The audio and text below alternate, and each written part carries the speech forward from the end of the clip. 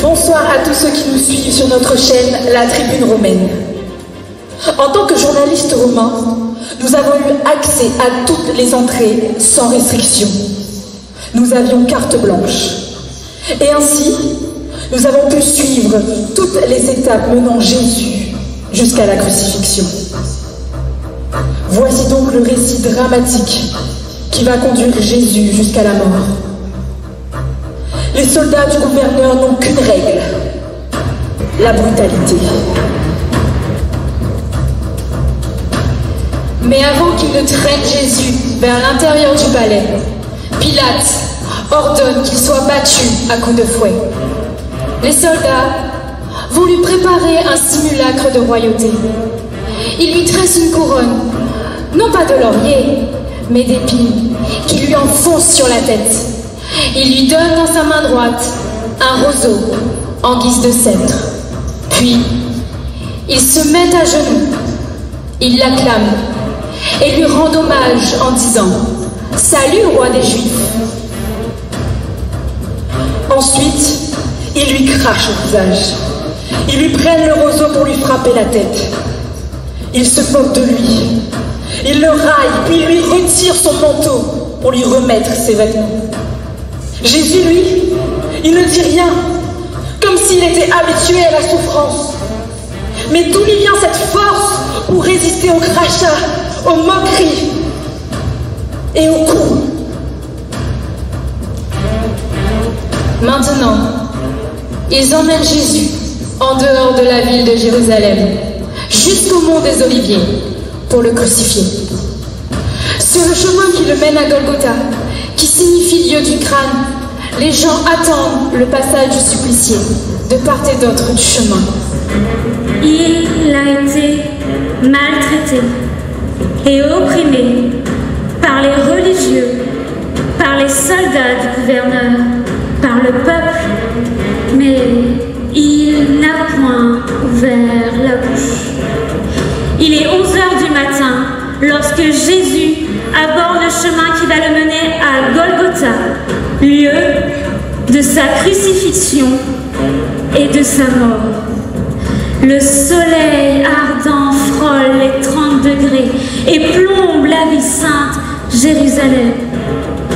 La traversée de la cité s'annonce rude.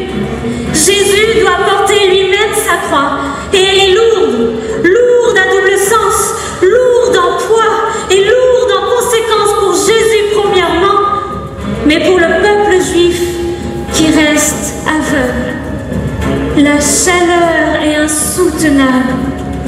À plusieurs reprises, il tombe à terre, mais au lieu d'une aide bienfaisante, il reçoit les lanières de cuir des fouets sur son corps déjà meurtri. Les soldats romains forcent un dénommé Simon à porter la croix derrière Jésus. La montée est abrupte, le lieu est désertique. Il est presque midi. La température atteint les 40 degrés. Il n'y a pas d'arbre, pas d'ombre. La souffrance physique est à son comble. Jésus, porteur du message de vie, va mourir. Jusqu'à cette heure, il exécute le plan parfait qui lui a été destiné, celui de livrer sa vie pour le péché du monde.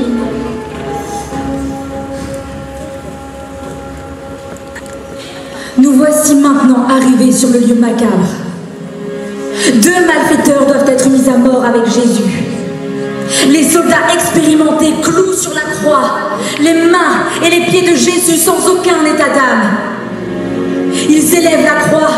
au-dessus du peuple qui se tient là et qui regarde. Les magistrats l'injurient et les soldats, tout en se moquant de lui, se partagent ses vêtements. Les deux brigands sont crucifiés, l'un à sa droite et l'autre à sa gauche.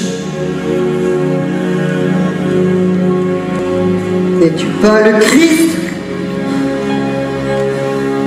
Sauve-toi toi-même et sauve-nous! Tu n'as donc aucune crainte de Dieu. Pourtant, tu subis la même sentence.